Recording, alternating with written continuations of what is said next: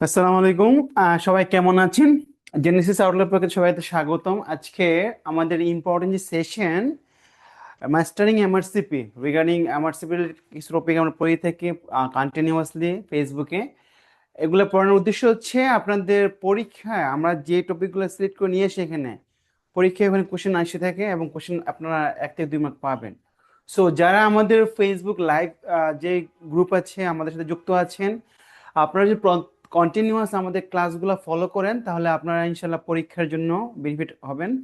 So আজকে আমাদের টপিকটা সেই ডিসফ্যাজিয়া নিয়ে আমরা আলোচনা করব। সো আমি আজকে আপনাদের সাথে আছি, আমি ডক্টর সাদ্দাম। আমি বর্তমানে ফেসবিতে আছি, বিএমইউতে, সাথে পাশাপাশি পেসেস ক্যান্ডিডেট।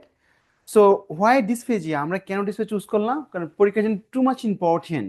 কারণ ডিসফেজিয়া দিয়ে অনেকগুলো কোশ্চেন আসে, question from neurology, question from gastroenterology, question from rheumatology. So 3টা টপিক কিন্তু ডিসফেজিয়া কভার করে। আপনারা যারা ছোট, মানে ছোট বলতে বলছি যারা জাস্ট ইন্টারনি পাস করেছেন অথবা এখনো ওয়ার্ডের এক্সপোজার কম, ফার্দার এক্সপোজার হবে। মেডিসিন পড়া কিন্তু একটা আর্ট আছে, যে আর্টটা হচ্ছে আপনাকে সবসময় ক্লিনিক্যাল কোরিলেশনস, আপনার যে একটা সিমটম, এই সিমটম কিন্তু মাল্টিপল সিস্টেম থেকে অ্যারাইভ করে। বেসিক্যালি হচ্ছে একটা সিমটম কিন্তু শুধু সিঙ্গেল ডিজিজ না, ইট ইজ কিন্তু অনেকগুলা ডিজিজ থেকে আসতে পারে, অনেকগুলো সিস্টেম থেকে আসতে পারে। যেমন ডিসফেজিয়া কার ডিজিজ, এটা মনে হচ্ছে গ্যাস্ট্রোএন্টারোলজি ডিজিজ, বাট বেসিক্যালি এটা কিন্তু ইটস মে ফাংশনাল হতে পারে, নিউরোলজিক্যাল হতে পারে, স্ট্রোকের কারণে হতে পারে, অথবা হিমাটোলজিক্যাল হতে পারে। সো এতগুলো সিস্টেম কিন্তু এখানে ইনভলভ আছে। তো আপনাকে যখন অ্যাপ্রোচটা পেশেন্ট করবেন, অলওয়েজ খেয়াল রাখতে হবে যে আমার ডিসপ্লেজে শুধু সিঙ্গেল ডিসঅর্ডার না, সাথে এই স্পেসিফিক কি কি সিমটম আছে যেটাতে আমি ক্লিনিক্যাল ডায়াগনোস করতে পারবো। এমআরসি পরীক্ষার বিউটি হচ্ছে এটাই যে আপনাকে এজ এ গুড ফিজিশিয়ান তৈরি করার জন্য আপনাকে সেইভাবে ওনারা কোশ্চেন করে থাকবে যে আপনি একটা ওয়ার্ড ম্যানেজমেন্ট, একটা চেম্বার ম্যানেজমেন্ট কিভাবে ইজিলি একটা রোগ রোগ কিভাবে ডায়াগনোস করতে পারবেন, সেই অ্যাপ্রোচটা এমআরসি শিখে থাকি আমরা। তো চলো আমরা শুরু করি আমার ডিসপ্লেজিয়াটা। So let's move.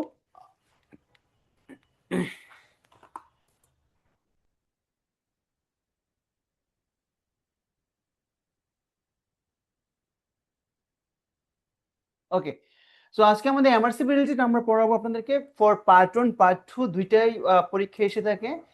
সো ফার্স্টে হচ্ছে ডিসফেজে যখনই দিবে আপনাকে দুইটা ভাগ করে নিতে হবে। ফার্স্ট যে স্টেপটা আমরা ভাগ করে নিব সেটা হচ্ছে,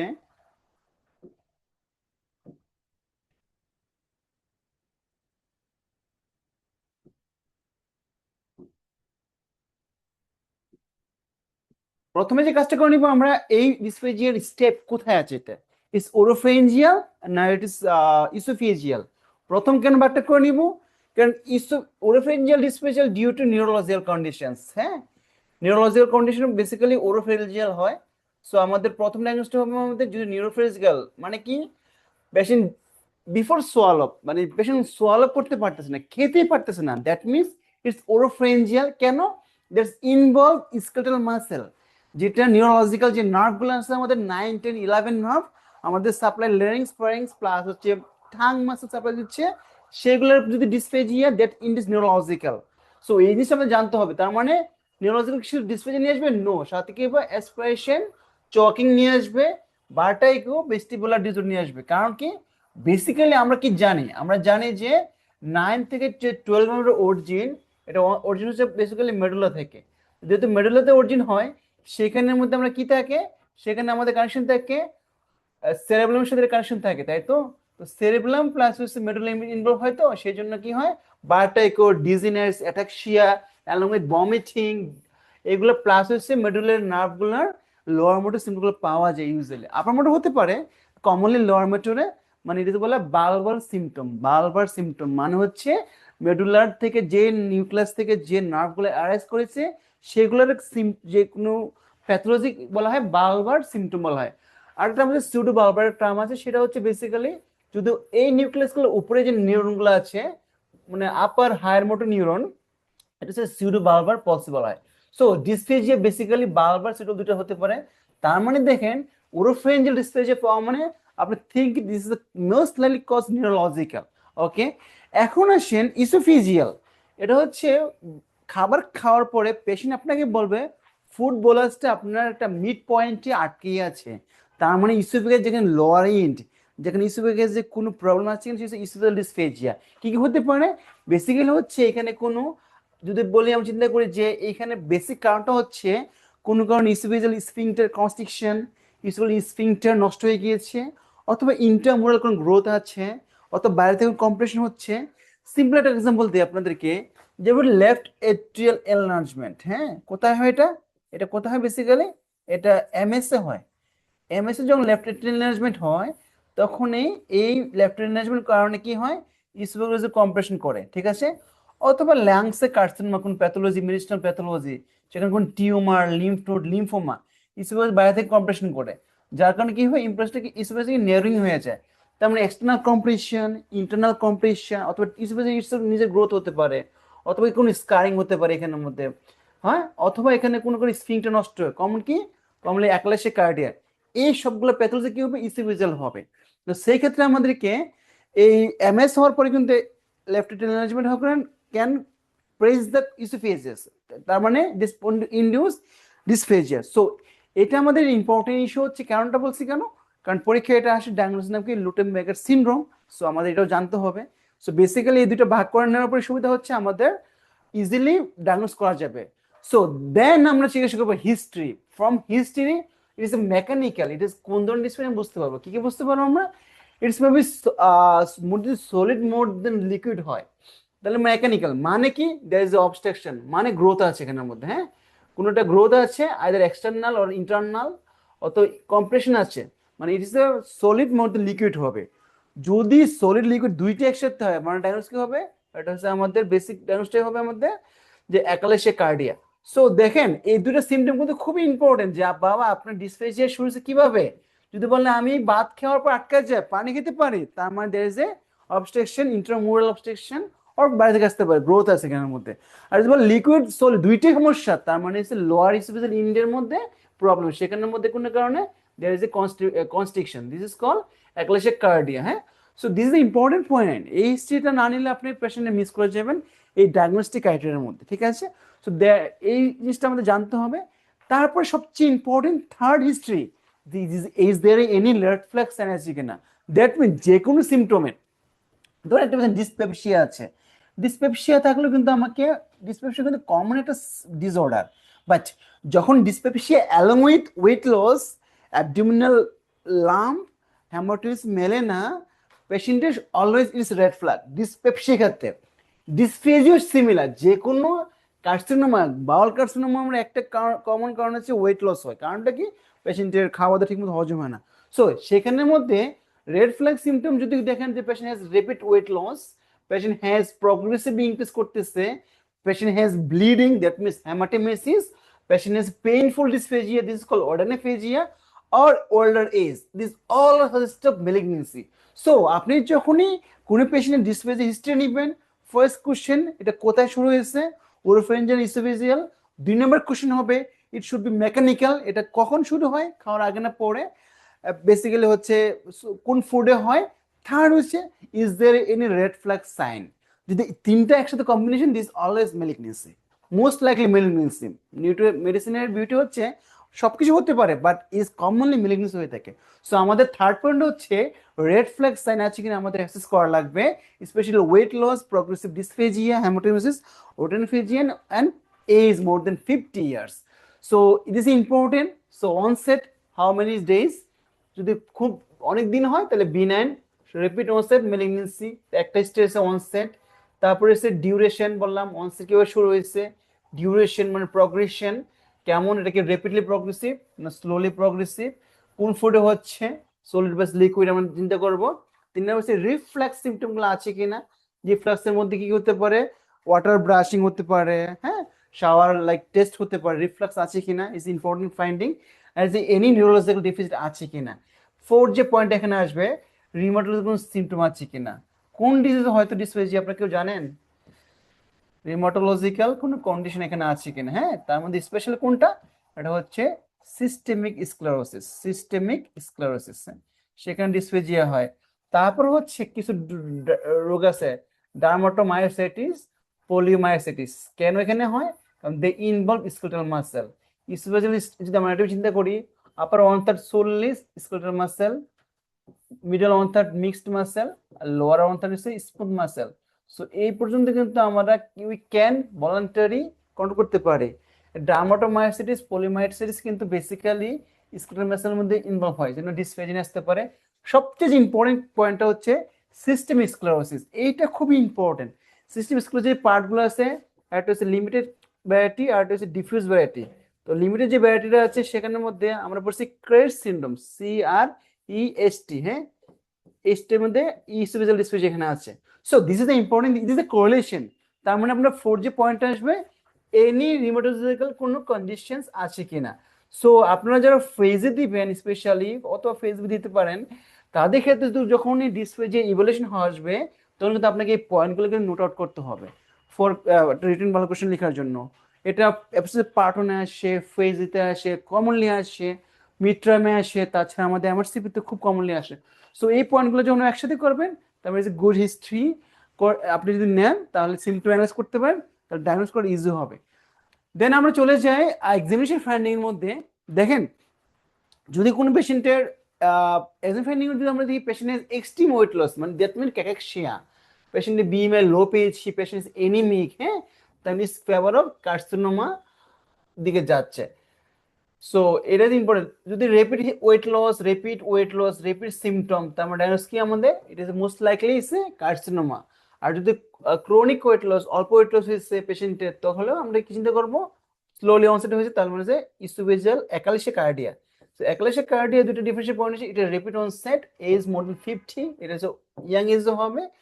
most likely there is a symptom, there is a some cause থাকতে পারে, স্পেশালি কোন ডিজিজ, চ্যাগাস ডিজিজ, হ্যাঁ, এগুলোতে থাকতে পারে। আর হচ্ছে প্রাইমারি হতে পারে। ওকে। আর সেকেন্ড যে ইম্পর্টেন্ট ইস্যু, আপনাকে 9 to 12 নার্ভ স্পেশালি অ্যাসেস করা লাগবে, মানে হোল নিউরোলজিক্যাল সিস্টেম অ্যাসেস করা লাগবে, কারণ আপার মোটর লোয়ার মোটর দুইটা হতে পারে। তারপরে লিফ নোড কোনো আছে কিনা নেকের মধ্যে, নোড আছে কিনা, সিস্টেমিক সাইনগুলো আছে কিনা, স্পেশালি হচ্ছে সিস্টেমিক স্ক্লেরোসিসের লাংসের ডিপিএলডি আছে কিনা, লাংসের ক্রেপস আছে কিনা, এগুলো দেখতে হবে আমাদেরকে, ঠিক আছে। So this is another important finding. So এক্সামিনেশনের মধ্যে আমি পয়েন্টগুলো লিখে দিব। তারপর আসি ইনভেস্টিগেশন। আমরা যদি সিম্পল ইনভেস্টিগেশন চিন্তা করি, পরীক্ষার জন্য এগুলো ইম্পর্টেন্ট না। পরীক্ষার জন্য ইম্পর্টেন্ট আপনার হচ্ছে, আপনাকে বলবে এক্সামের সময়, patient is 55 years, present with dysphagia for last 3 months with weight loss, patient has anemic, what's your first line investigation? That means আপনাকে প্রথমে কি করতে হবে, এন্ডোস্কোপি করা লাগবে, ইসোফেজিও গ্যাস্ট্রোডিনোস্কোপি অথবা upper GI endoscopy, upper GI endoscopy, হ্যাঁ। So this is important investigation, this is the first investigation. এমআরসিপিতে প্রায় সময় আসে কোশ্চেনটা, what is the first investigation, this is the endoscopy, upper GI endoscopy করতে হবে। যদি আপনি কোন আরেকটা ইনভেস্টিগেশন করতে, তাহলে বেরিয়াম সলভ দিতে পারে। এটা কি বুঝতে পারি আমরা, কার্ডিয়াক অ্যাক্লেশিয়া গ্রোথ বুঝতে পারে। কার্ডিয়াক অ্যাক্লেশিয়াতে আমরা কি বুঝবো, patient has a bird brick appearance, হ্যাঁ, এটা বলে বার্ড ব্রেক পেন্সিল টিপ অথবা বার্ড ব্রিক অ্যাপিয়ারেন্স, হ্যাঁ, একদম স্মুথ ট্যাপারিং থাকবে। যদি কোনো কারণে কার্সিনোমা হয়, তাহলে ইট শুড বি ইরেগুলার হবে। So is the important thing. আর হচ্ছে ম্যানোমেট্রি করতে পারি ফর ডায়াগনোসিস জার্ট। জার্ট কি জিনিস, গ্যাস্ট্রোইসোফেজিয়াল রিফ্লাক্স ডিসঅর্ডার। সেখানে কি হয় বেসিক্যালি, ক্রনিক যে আমাদের যে অ্যাসিডগুলো আসে, সেখানের মধ্যে অ্যাসিডিক পিএইচ কনভার্ট হয়, ঠিক আছে। তো ম্যানোমেট্রি করতে পারি ফর গোলেশন ডায়াগনোসিস পর্যন্ত, একলেশিয়া অথবা জার্ডের জন্য খুব ইম্পর্টেন্ট টেস্ট ম্যানোমেট্রি, হ্যাঁ, জার্ডের জন্য সবচেয়ে ইম্পর্টেন্ট ম্যানোমেট্রি, ঠিক আছে। So this our investigation. আর আপনি তো জেনারেল করবেনই, সিবিসি এটা করতে হবে, পেশেন্টকে অ্যাকর্ডিং টু ফাইন্ডিং অনুসারে আপনাকে টেস্টগুলো করতে হবে। So is the important thing. So আমাদের যদি এই পেশেন্টের পরীক্ষা আসে, how to evaluate this patient, patient has solid liquid দুইটাতে প্রবলেম আছে, মোস্ট লাইকলি সলিডে বেশি। So this is problem is weight loss, patient is anaemia, patient plus হচ্ছে পেশেন্টের এজ সাজেস্টিভ, মানে 40 বেশি 50 বেশি আছে, তার মানে is most likely oesophageal carcinoma হওয়ার পসিবিলিটি অনেক বেশি। পরীক্ষাটা খুব ইম্পর্টেন্ট। যদি আমার বলে মাঝে মধ্যে ডিসফেজিয়া, তার মানে বলা হয় ডিফিউজ, এটা বলে সোয়াস্টিকি রিং, অথবা এটা হচ্ছে ডিফিউজ মোটর ডিসঅর্ডার, এটা বলে মোটরেটেড ডিসঅর্ডার বলা হয় এটাকে, হ্যাঁ। সো আমরা একটু দেখাবো আপনাদেরকে what is this. So it is important find, যদি মাঝে মধ্যে হয়, এটা ডিফিউজ হয় এটা। আর দুটো একসাথে যদি হয়, সোলটা লিকুইড সেম ইন্টেন্সিটি, তার মানে ইজ একলাশিয়া কার্ডিয়া, ঠিক আছে। This is the our case direction dance করার জন্য। So initial problem, oropharyngeal, swallowed only mechanical, both motility disorder. So this is our diagnostic approach. So যদি আমরা এই ছবিটা দেখি, সবারই নোন ছবি, এটা একটা ডেভিডসনের ছবি, আপনারা সবাই জানেন এটা। তো প্রথমে যখন আমরা চিন্তা ভাবনা করবো ডিসফেজিয়ার কজটা কি, সেক্ষেত্রে আমাদের একটু প্রথমে আমরা চলে আসবো, এটা কি স্ট্রিকচার, স্ট্রিকচার, এটা স্ট্রিকচার, ছবি একটু ভুল আছে, হ্যাঁ, স্ট্রিকচার আছে কোনো এক নাম্বার, 2 নাম্বার হচ্ছে ইসোফেজিটিস আছে কিনা, ইনফ্লামেটরি চেঞ্জ আছে কিনা, 3 নাম্বার হচ্ছে ডিসমোডালিটি। তো এগুলো আমাদের মোটামুটি 3টে অ্যাপ্রোচে যাব। প্রথমে ডিসফেজিয়া দেখবো আমরা। এই ডিসফেজিয়া দেখার পরে আমরা প্রথমে দেখবো যে ফুড কখন, আমরা অলরেডি পড়েছি এটা কি সোয়ালাবার পরে হয় নাকি ইনিশিয়েশন প্রবলেম হয়। তো ইনিশিয়েশন প্রবলেমে choking, aspiration, nasal boils is indicate oropharyngeal, go for specific investigation neurological, কোনটা কোনটা হতে পারে বালবার পলসি, সিউডোবাল পলসি, আর এটা হচ্ছে মাইস্টেনিয়া গ্রেভিস, খুব ইম্পর্টেন্ট, হ্যাঁ, মাইস্টেনিয়া গ্রেভিস আমাকে জানতে হবে। So this is important thing, আমার বাদ পড়ে গিয়েছিল যে পেশেন্টের টসিস আছে কিনা, ড্রুপিং আইলিড আছে কিনা, ইভিনিং পেশেন্ট খারাপ লাগে কিনা, ইভিনিং দিকে পেশেন্টের চোখ পড়ে যায় কিনা, পেশেন্টের ক্লাইম্বিং এর সমস্যা হচ্ছে কিনা, পজিশনাল উইকনেস আছে কিনা, সেগুলো আমাদের অ্যাসেস করতে হবে, ঠিক আছে। So this the important thing is myasthenia gravis, হ্যাঁ। So this is the neurological কজগুলো আমরা দেখলাম। সো অ্যান্ড যদি এগুলো না থাকে, তার মানে food stacking after swallow up পর ফুড স্ট্যাকিং হচ্ছে কিনা, that's indicate patient has due to oesophageal cause. সেক্ষেত্রে দেখেন ফার্স্টলি ইনভেস্টিগেশন হচ্ছে এন্ডোস্কোপি করবো। এন্ডোস্কোপি করে আমরা 3 জিনিস পেতে পারি এখানের মধ্যে। এখানে কজনের আমরা যদি স্টিক চিন্তা করি, স্ট্রিকচার 2টা হতে পারে, একটা হচ্ছে বিনান হতে পারে, আর একটা হতে পারে মেলিগনেন্সি হতে পারে, হ্যাঁ। So this is the important thing, benign malignant কোনটা কি হতে পারে। বিনানের মধ্যে কমনলি যেটা হয় পেপটিক আলসার ডিজিজ, মানে রিফ্লাক্স গ্যাস্ট্রাইটিস যেটা হয় যার কারণে হতে। ক্রনিক হলে কি হয়, ফাইবাস রিং ফর্মেশন হতে পারে, ঠিক আছে। আর নাম ইউসিনোফিলিক ইসোফেজিটিস একটা ট্রাম আছে, সেটা ট্রিটমেন্ট হচ্ছে ওরাল ইনহেল স্টেরয়েড দেই না আমরা, ওরাল স্টেরয়েড দেই। ইনহেল ফর্মটাকে আমরা গিলতে বলি, আমরা তো নর্মালি যে স্টেরয়েড কি করে আমরা ইনহেল করি, বাট এখানের মধ্যে কি করতে হয়, সোয়াল আপ করতে হয়। কারণ যদি ইনফ্লামেটরি চেঞ্জ তো ইসোফেজিটিস হয় অ্যালার্জি কমার জন্য। আর ড্রাগের মধ্যে স্পেশালি কিছু ড্রাগ খুব ইম্পর্টেন্ট, একটা হচ্ছে bisphosphonate, there is another ciprofloxacin, tetracycline, এগুলা ক্যালসিয়াম, যেগুলো বড় বড় ওষুধ আপনারা দেন রোগীদেরকে, অনেক বুড়া পেশেন্ট আপনার খেতে পারে না ঠিক মতো সোয়াল করতে, তাদেরগুলা কি হয় জমা হয়। তো কমনলি যেটা হয় এই যে ডক্সিসাইক্লিন, খুব ইম্পর্টেন্ট ড্রাগ এটা, ডক্সিসাইক্লিন, বিসফসফোনেট, এগুলা কমনলি অ্যাকুমুলেশন হতে পারে। So this the benign cause. Malignancy কিন্তু হতে পারে, মেলিগনেন্সি স্ট্রিকচার মানে cancer stricture, carcinoma oesophagus, carcinoma স্টোমাকের কোথায় হবে, তাহলে কার্সিনোমাটা ফান্ডাস হওয়া লাগবে, সপ্তাহটা হবে না, ফান্ডাস হতে হবে, কারণ ফান্ডাস উপর দিকে গেছে সেখান থেকে হতে পারে। আর হচ্ছে এক্সটেন্সিভ কম্প্রেশন হচ্ছে যেমন হচ্ছে লেফট এট্রিয়াল ইনলার্জমেন্ট হতে পারে, লিম্ফ হতে পারে, লিম্ফোমা, মেলিগনেন্স লাং মেলিগনেন্সি হতে পারে, এগুলো হচ্ছে আমাদের এক্সটার্নাল কম্প্রেশন, ঠিক আছে। অথবা অ্যাওর্টিক অ্যানিউরিজম হতে পারে। সো এই দিজ আর পসিবিলিটি আছে যে ফ্রম এক্সটার্নাল কম্প্রেশন। তাহলে আমাদের স্ট্রিকচার দুটো benign part, peptic ulcer disease, fibrosing, eosinophilic গুলো আসবে, আর ড্রাগ ইনডিউস মেলানিনের মধ্যে আমাদের এই পার্টগুলো আসবে। এখন আসেন ইসোফেজিটিস আছে কিনা, যদি ইনফ্লামেশন পেয়ে যান তাহলে আমরা চিন্তা করবো পেপটিক নাকি ক্যান্ডিডিয়াসিস নাকি ইজোনোফিলিক। এখানে কিন্তু সরাসরি পেতে পারেন আপনি স্ট্রিকচার, এটার মাধ্যমে ক্রনিক হলে এরকম স্ট্রিকচার হবে, অথবা একুট কন্ডিশনে কিভাবে ইনফ্লামেটরি চেঞ্জ পাওয়া যাবে। এখন পরীক্ষাটা কোশ্চেন কমনলি আসে, a patient is a 22 years male patient having dysphagia. Patient has visited multiple countries, especially Thailand. Patient come to with you dysphagia. What is the diagnosis? This is called esophageal candidiasis. Treatment কি, oral fluconazole. Diagnosis কি, HIV. So HIV দিয়ে একটা dysphagia কিন্তু একটা important history, তাহলে মানে HIV এর history আমাকে নিতে হবে এখানের মধ্যে, পেশেন্টের কোনো ট্রাভেল হিস্ট্রি আছে কিনা। So is another important tram, যে পেশেন্টের ক্যান্ডিডিয়াসিস হতে পারে, কমনলি পাওয়া যায় হোয়াইট প্লাক পাওয়া যায়। এটা কিন্তু আপনাদের পার্ট 2 যারা দিবেন, স্পেশালি পার্ট 2 জন্য একটা হোয়াইট প্লাক খুব ইম্পর্টেন্ট সাইন দেওয়া হয়, হোয়াইট প্লাক দেওয়া হয়, ইউজোফিলিক ইসোফেজিটিস দেওয়া হয়ে থাকে, স্পেশালি ট্রিটমেন্ট ম্যানেজমেন্টটা, আর হচ্ছে একলাশে কার্ডের ছবি দেওয়া হয়ে থাকে, যেটা পার্ট 2 দিবেন। সো আদার কারণ হচ্ছে ডিসমর্টালিটি। ডিসমর্টালিটি কি জিনিস, সেটা হচ্ছে বেসিক্যালি মর্টালিটি, আমরা প্রেশার ইজ বলে গোল্ড স্ট্যান্ডার্ড। যদি পরীক্ষা আসে একলাশে কার্ডিয়ার একটা ইনভেস্টিগেশন নাম বলেন তো, এটা হচ্ছে মেনোমেট্রি। যদি বলে গোল্ড স্ট্যান্ডার্ড কোনটা, মেনোমেট্রি। First and always endoscopy. What is the gold standard test for একলাশে কার্ডিয়া? It always should be manometry.